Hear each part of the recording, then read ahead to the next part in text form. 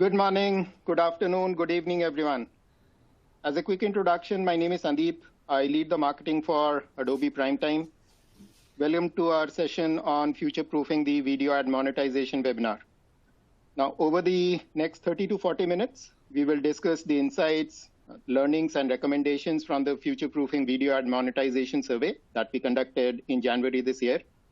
I would want to extend a warm welcome to our panelists and speakers today. Welcome, Chris. Welcome, Dan. Now, before we start, a few quick notes. Please use the Q&A box to post all your questions. We'll try and answer as many questions as possible during this session.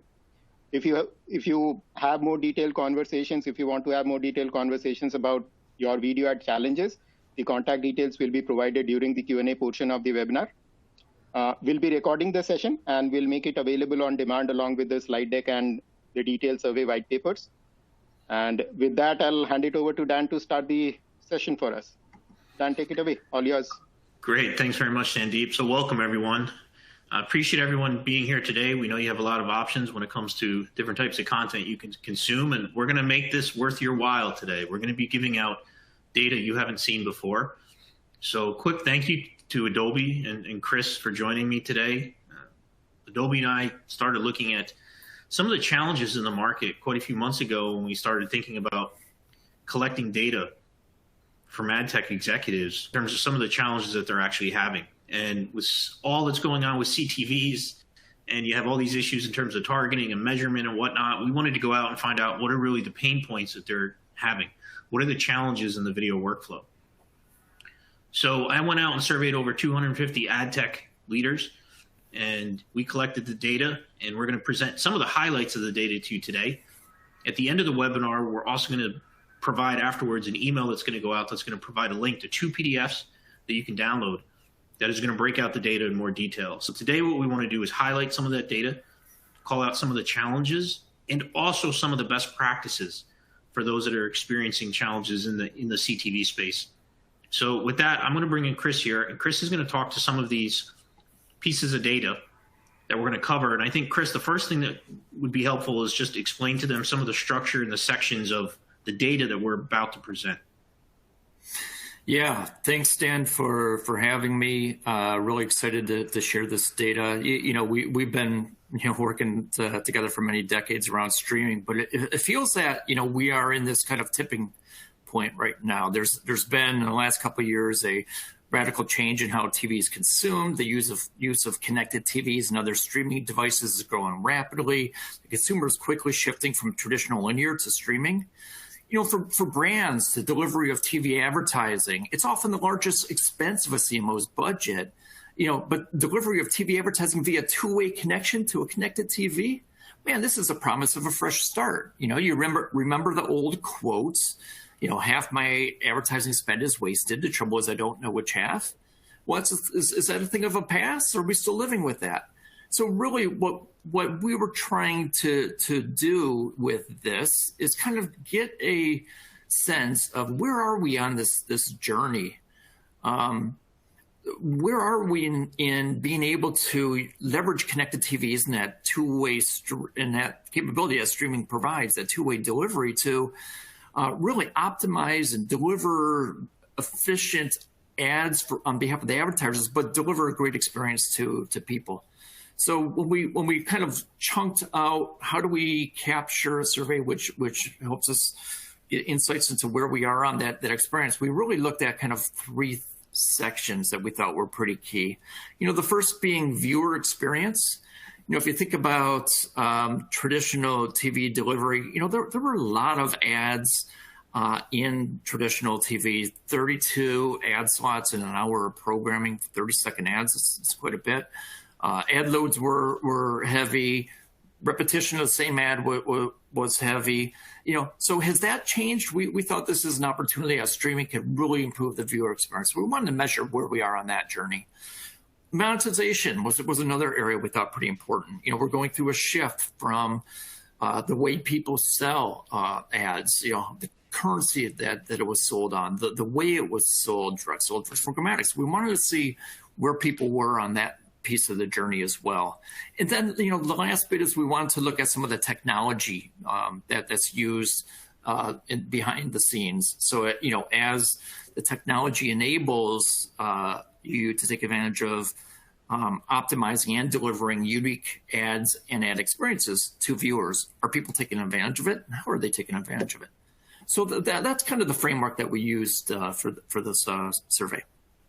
Good. So let's jump right into some of the data. This is what people are here for, right? This is what they want to see. So let's talk to this slide just a little bit. I don't think it's too surprising that 80% believe measuring video experience is important, but it's interesting in terms of what percentage are actually only measuring the experience in terms of feeling that it's good or bad, or how they rate and define it. Yeah, definitely. It seems 80%, again, as you mentioned, believe measuring is important, but really only 21% are saying, hey, we are measuring and that experience is good. So it means there's, a lot of room for opportunity. I think, obviously, opportunity for the folks that are not measuring to measure, and the opportunity for the folks that are currently measured to do a better job. And then the next slide, we asked, what are the factors that actually influence the ad experience? So this one I found pretty interesting because I wasn't shocked that 40% said too many ads. I mean, I would have voted for that myself, along with repetitive. I found it interesting that 26% said loud audio from the ad. I didn't realize that was such a big problem in the space. Yeah, I think my kind of takeaway here is there was not one thing that jumped out as, hey, this is the silver bullet. If we just take care of this one issue, the viewing experience will suddenly be good, right? If you look at it, the too many ads, the duration or format of ads, the irrelevancy of ads, repetitive ads, all of them scored, kind of high at 30%. So what this indicates to me is that, maybe the ad experience is very viewer dependent. So we talk a lot about, hey, can you deliver the right ad to the right user?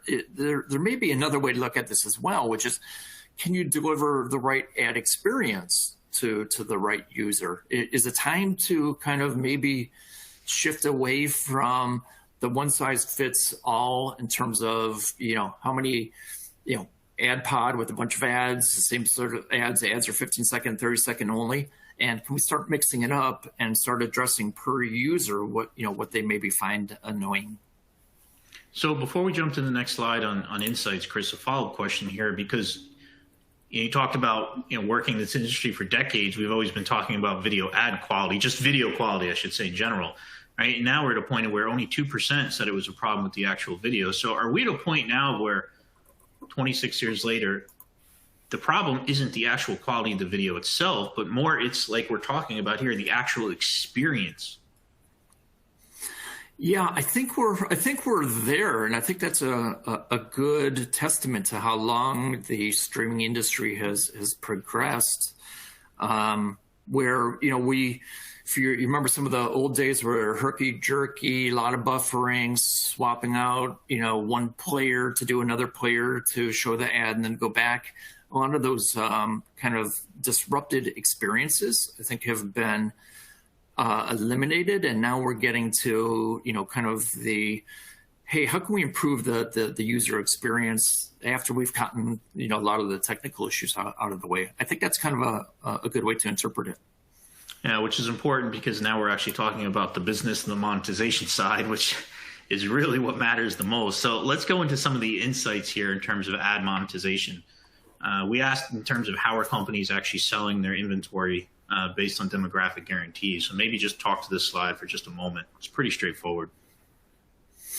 Yeah, the slide's funny. We know that the industry is certainly shifting to an audience-based or performance-based delivery. And that's a positive thing. At Adobe, We have, over 75% of the Ad Age top 100 TV advertisers have their first party data in one of our Adobe Experience Cloud solutions. So brands need to be able to leverage that data on their paid media as well as their own media. So, we believe audience-based and outcome-based selling is the key to the future. But what this survey has shown us is that, in particular with medium and large organizations, they still have a lot of inventory that is sold on demo guarantees. And that kind of makes sense when you think about it. This may be due to historical reasons. Larger companies have sold on age and gender for many years. There may also be some advantages of doing this that they want to continue forward. Obviously, selling on age and gender is, better CPM than selling on maybe persons 2+. And it also gives you the opportunity to, bundle, linear with digital, maybe maximize reach or deal sizes. Demo audiences tend to be larger than niche audiences. And fulfill demo commits made, at some points across different mediums. So there are some reasons why it does make sense. But I think the key thing here that, my takeaway is, the publishers really need to be able to deliver and optimize revenue and experiences against, not only audiences and performance-based, but also against demos. We're now living in a multi-currency world, and all of the above is still going to be important. Yeah, good points. All good points. Next slide here is talking about ad waste. So a couple things you asked here in terms of impressions over delivered segment and by organization type. I don't think there's anything here that's too shocking. However, not surprising, there's still a lot of ad waste taking place. Yes, a lot of ad waste. When you think about making a guarantee, one of the things we wanted to kind of draw out in the survey was, how much do you have to guarantee over and above or deliver over and above what you guarantee to actually fulfill your obligation to the advertiser? And and what we found was, about 75% of companies are delivering 10% and above of their inventory. That goes to waste, basically, just to fill on demo guarantees. Obviously, when we looked at this, demo was one of the things we picked on that seems to have quite a bit of waste. I'd say the other kind of issue is we found that you can kind of see it in the table there over on the right, that as the organization gets larger, that waste in grows. So it really becomes a problem with folks that are larger organizations with more inventory. Yeah, more scale, more waste. Yeah. So you talked earlier about programmatic. This slide really sort of hits home, and where the highlight is that 81% of companies are already using programmatic today. Yeah, we've known programmatic has been kind of a buzzword in this industry for a number of years now, long time, and it seems like we wanted to assess where our company is in using programmatic. I'd say it seems like 81% of the companies are using it today. By and large, infiltration has happened. Most of the companies are using it today. We asked the question in a way that would kind of judge and try to get the intent of where they were going in the future, and you can see that a little bit. A relatively small percentage of folks said, that they're going to move a little bit more in one way or the other. Right? We have some folks saying, hey, they're going to move more towards programmatic at 12%. We had some folks saying they're going to move more towards direct sales at 14%. This may be kind of the outliers. Maybe younger companies that have started with digital and programmatic first are now realizing the benefits of having a direct sales force. So maybe they've indicated that, they're going to beef up their direct sales force. I think the takeaway here, though, is, I think the future has to support kind of both. we're definitely moving towards a programmatic and definitely a more automated way of doing ad sales. But today we really need to support both direct sales and programmatic sales. So following that up here in terms of how programmatic is used from an inventory standpoint, we asked what percentage of publishers' ad inventory is monetized through programmatic channels. Are you surprised that it's this low? I'm not surprised. I kind of thought if I was making an educated guess, I would probably say something along these lines. I think the takeaway is most of the organizations, about 75% of the orgs have about less than 30% of their inventory is going programmatically. And I think that's probably what I would have maybe guessed. And I think this is another one where if you look at some of the details behind the numbers, you see again, as organizations get larger, that numbers tends to, that they commit to programmatic tends to get a little bit lower. Okay. So let's talk about some of the insights here in terms of what we're talking about on strategy. So this is a frightening slide somewhat, just because we're taking the missed opportunity and converting into lost ad dollars. And so we asked, on average, how many ad opportunities go unfilled due to technical issues. And I mean, we can see in some cases it's 38%, more than 40%, I mean, even more than 40%. It's just that's too high of a number, even at only 7% of those people. So how do organizations actually think about the technical issues that they're having and tying it back to the actual impact to their business from a revenue standpoint? Yeah, it's the funny thing is all of the organizations, that we talk to here, whether it's large or small, they all reported technical issues in their ad insertion process. And that could be, kind of latency, timeout related errors, encoding, packaging errors, malformed ad responses, and so forth. And over half, 54% of the companies that knew what their failure rate was reported that it was 10% or higher. So if we look at that, just kind of back of the napkin math, and you take that 10% failure rate and you multiply that against kind of the streaming ad industry, it turns out to be a pretty big number, about $1.6 billion lost ad dollars due to these technical glitches.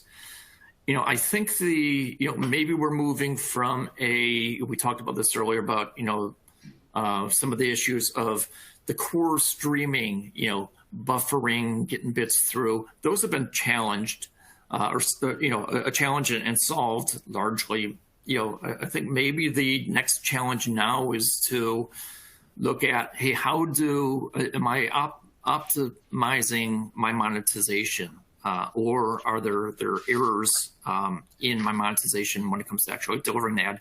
When you do deliver it, it's a nice video quality and it's full screen on the view. It looks like TV, but are you actually able to insert the ad when it comes up? So I think that's kind of the new challenge that we're in now. And the other thing I would say is, from some experience on this, determining ad insertion errors is very tricky. Especially when it comes to nuances and edge cases involved. For example, what if the ad server returned an ad, but the impression beacon didn't fire? Was this a technical issue?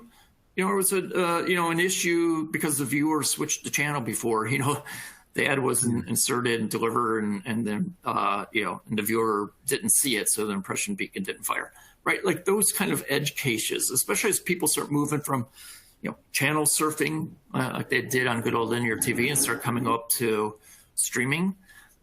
Understanding the viewer's behavior and when that turns into lost opportunities or not, I think is going to be very important. So while not in here, I did want to ask you a follow-up question, because you mentioned a couple technical issues. Do you see one amongst all the publishers and content owners you talk to about the biggest technical issue that they're facing? Is it actually ad triggering? Is it actually the inserting of the ads? Because as a user, if I think about all the services I use, and there's a lot, I'm probably not the average consumer. The biggest issue I see is just the triggering of the ad. No ad actually shows or appears. Yeah, we didn't see any one thing jump out above the other. Okay. We've seen, I know from my kind of past experience, that they can be all over the board. Whether it's availability of a service on the back end not being available, or it's malformed responses, or a kink in the encoding transcoding. It could be a lot of different things. I think it's the one key. A couple key things I think we did learn is, first of all, when we also ask kind of folks, hey, what do they use to identify failure rates if they're measuring? And not surprisingly, it was generally all of the above. Just give me more data. We want that via APIs. We want this via dashboards, sometimes log files. It's kind of give me all of the above. So that was one kind of takeaway. And I think the other kind of anecdotal takeaway we've kind of also heard is it may not be there might be edge cases that are not a failure, but just a user behavior that we didn't know about, like the channel surfing example that I talked about. Got it. Okay, so let's talk a little bit about ad insertion architecture. So we asked here in terms of what type of ad insertion architecture is used, hybrid, server, client. We've obviously seen a lot of changes in the market. So what is the key point here to really call out?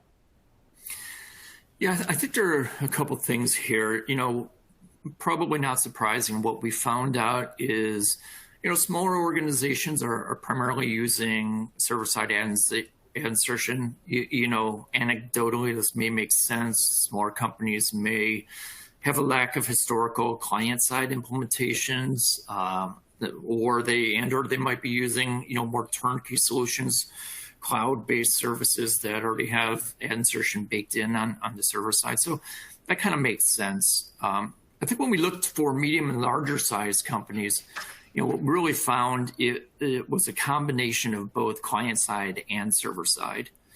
And so I think what we tried to unpack here was, hey, why is this? Is it, for historical reasons? Maybe large organizations had a lot of client side activity happening, client side ad insertion activity happening that they had to still support. Or was it because, there are different requirements and different kind of implications to the back end, right? If you're doing server-side ad insertion, you have a gigantic, and you're doing live events, very large live events, and everyone tunes into the ad at the same time, you're going to get a very large spike, and that may have a lot of implications on your cost structure if you're doing it in-house, and versus client side, where it's more distributed and you don't have the same kind of spikes. So we wanted to kind of see, what the reasons are. And I think it's, I think it's a combination of all of those kind of reasons of why there's still this hybrid infrastructure of client side and server side. So we're going to get to questions in just a minute. So if you have a question, do send it in. We'll get to them shortly. Just a few more slides here. So Chris, I found this pretty interesting in terms of asking organizations how many vendors they actually have for this. So 54% only used one vendor, but you're talking about almost 50% are using two or more vendors. Going forward, do you think that continues, or do you think there's consolidation in terms of the vendors they're using? Yeah, it's a good question. We also kind of wanted to capture what's the go forward, or what's the sentiments going forward. So we asked a little bit of a companion question of, what's the strategy in the next couple of months? I think when you look at the initial question of, how many vendors are you using for ad insertion, it's not surprising. I think that a lot of them over half are using, just about half are using multiple vendors. This could be with large organizations. There's kind of acquisitions and, so maybe multiple vendors. There might be multiple vendors because large organizations are doing, that hybrid client-side ad insertion, server-side ad insertion that we talked about. But when you look at the going forward, one of the things that kind of was clear is still a majority of the customers wanted to keep a multi-vendor strategy. And that may have been for, redundancy, obviously, but, to optimize delivery costs or to optimize delivery performance, or, just pick one vendor where, they have a use case that they specialize in. So I think the kind of takeaway here is, the infrastructures are very complex to reduce your optimize the ad insertions we've been talking about earlier, and it may require a back end that has a number of moving parts and components, and it looks like clients, both some client side and some server side ad insertion, or at least orchestrating some activities on the client side, such as measurements, where it's a client-fired beacon, is going to continue to be important, and having multiple DAI vendors is probably going to continue to be important for the larger media and entertainment customers. So you've already started giving out some examples of things that are recommended. So we didn't just want to talk about all the problems on the webinar. We also obviously want to give out some recommended guidelines. So here's 7 that you're recommending, that Adobe's recommending. I'd say just cover whichever one of these you really want to get across as the main points to drive home. Yeah, I won't read through all of them. We'll share this link afterwards. Dan will talk a little bit more about that. But, I think there's a couple of points here that have interesting implications for, the technology that is used on the back end. For example, if you look at kind of the first 3 items here, measure the viewer engagement, optimize against multiple currencies, whether it's demo or audience, and eliminate ad waste. This kind of implies a back end where your ad decisioning, your ad optimization, your ad insertion technology is connected to a source of unified profile data about your viewers. That data perhaps being from a real-time customer data platform or a data management platform, a DMP. And then having that data also be available to machine learning in a way that you can optimize, use that data to optimize your ad delivery, whether it's optimizing for an efficient advertiser outcome, or that your viewer is getting an engaging experience. So I think those are kind of 2 kind of takeaways that I thought were interesting on the implications of the technology. And then some of the other ones kind of reinforce that, also talk about the importance of being able to take that data. If I look at number 4 about, hey, you're going to have programmatic partners and advertisers are going to want to use data. So that implies kind of a back end where, there's a framework to have control and governance over the data that gets shared with partners. And then the last 2 kind of recommendations talked about, flexibility of a back end to support, multiple different deployment scenarios. So I think, we'll leave this recommended guide with folks, but, I think about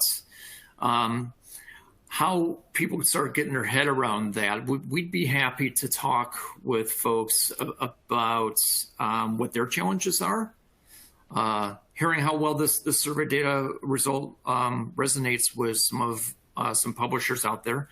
And if you have challenges like this, we'd love to talk with you about that and talk about what we think some of the back-end technology is to hit those 7 recommended practices. So you can feel free to reach out to us here. And also, Dan, we'll be talking again next week over in Las Vegas. So I'll be happy to have folks come in and hit us up then. Maybe we'll talk a little bit more about the back end and what the solution is to some of these challenges. Yeah, absolutely. So let's go into the Q&A portion. To Chris's point, if you have a question, you can see Sandeep's email up here on the screen. You can also just always email me, dan@danrayburn.com. I'm happy to make an introduction to Adobe, to Chris, to Sandeep if you have follow-up questions. If you joined the webinar late, we will send you a link within 24 hours once this is over, where you'll be able to see all the slides. You can download them, but also 2 white papers that Adobe's produced of all this data. So Chris, we've got time for 2 questions. The first one here, somebody's asking is, what role does contextual advertising play in the future of video ad monetization? Yeah, it's a great question, especially in light of the third-party cookies starting to become a challenge, and cookies going away. I think contextual information starts to become very important. Obviously, contextual information back in the early days was kind of used as a little bit more of a content was a proxy for capturing the audiences. I think the way we look at it probably now is, let's make sure that we have a great understanding of who the audiences are. And again, implications for the back end is have, unified profile information and data about the audience. But also, I think the best, most effective experiences, both for the advertiser and the consumer, I believe come when you're delivering the right ad with the right content. So, you need to have that contextual information and be able to ultimately marry that up with, who you're delivering the ads to and which advertisers your ad is associated with for the best experience. And then one more question, just to wrap it up.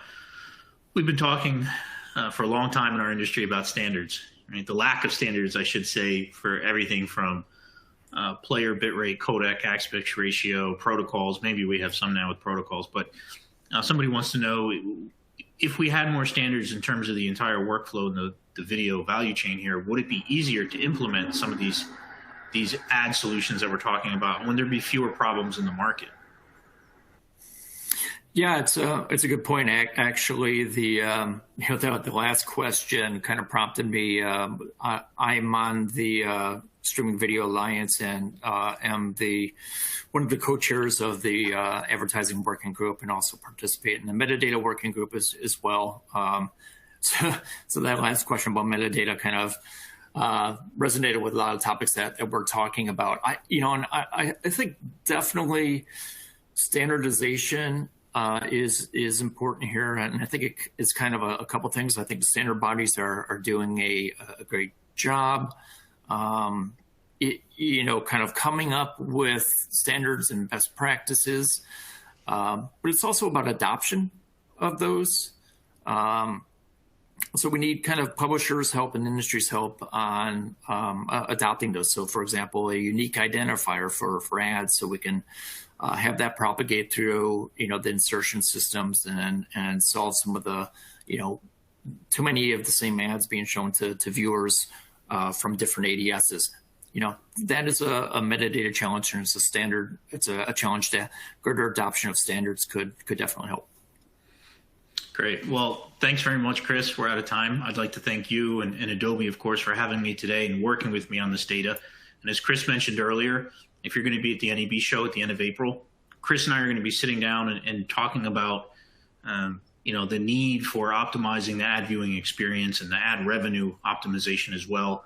We're going to talk about how streaming services can efficiently use their audience data as well, tied to ad monetization. So you can go to nabshow.com and get more details there. Chris and I will be talking about that. We'll be highlighting some of the data. And then also you will get an email within 24 hours of the event ending where you can download both PDFs. I know we're also going to get a lot of requests here for the slides. So the slides will be available as well. And I'll also push out the slides as well across social if you follow me on LinkedIn or Twitter. So with that, I'd like to thank Adobe. I'd like to thank you all for joining us today. Webinar is now over. Have a great day.